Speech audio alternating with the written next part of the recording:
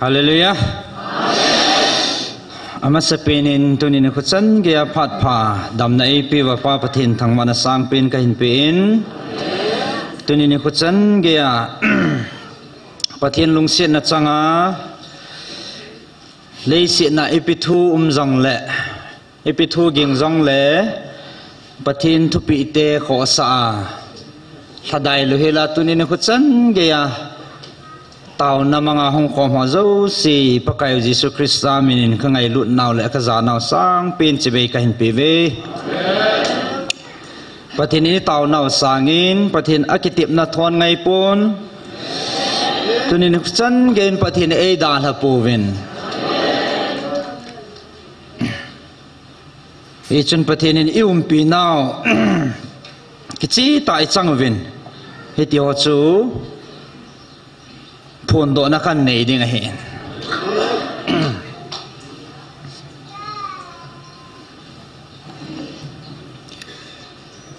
zan hi 15 October 2024 a hen zan ha nil ha chun pathinin amancha avantil Gabriel in sorpe kerwin ha chunung pathin thangba na sang pe ne pe ve pondo na hinenge hingjing pathinin avildinga in sol amancha Gabriel kahi nisagi ni ting le hat sungnung pathinin kema Gabriel hi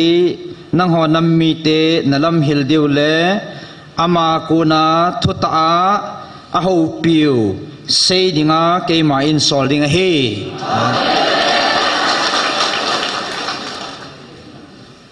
hichi het tu sa dinga e hin sol hi vantil ka hi bove nang ho avantil ho nanga sa jing ve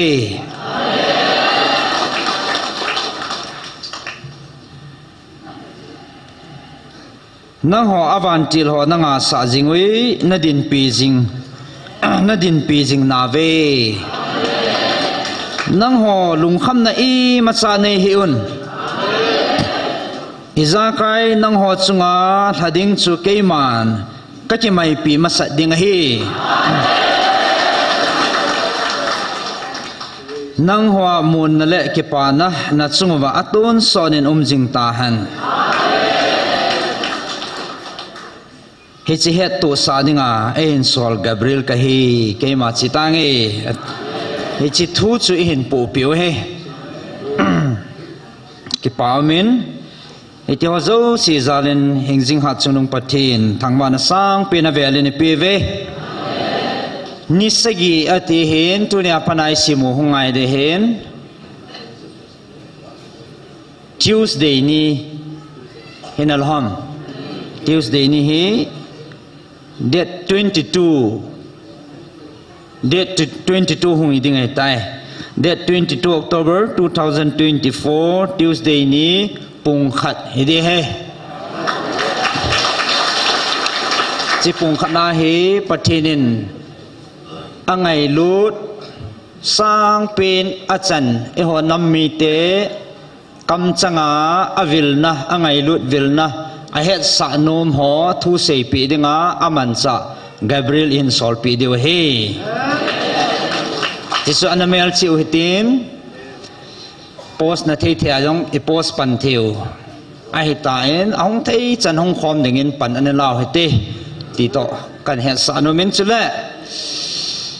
online na he nang gala ko na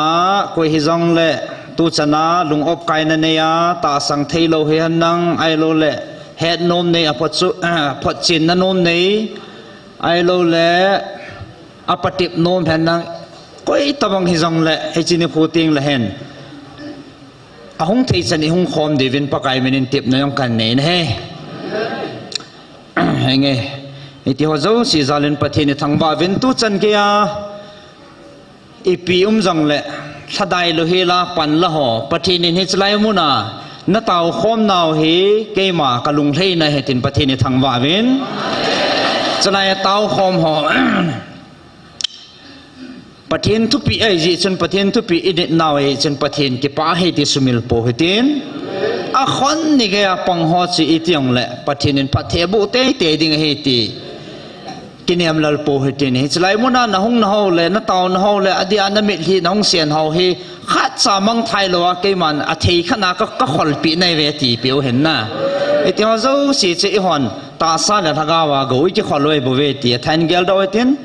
ipichum long le thadai lo wa pathen tu pi pa bo he zang ke a ve a chi pia din pi ding in avelin pakai min na bon savin tip na kan nei na bon savin pathin in pathe na bu so ke ta han kai ke pa e phat chan chu tan te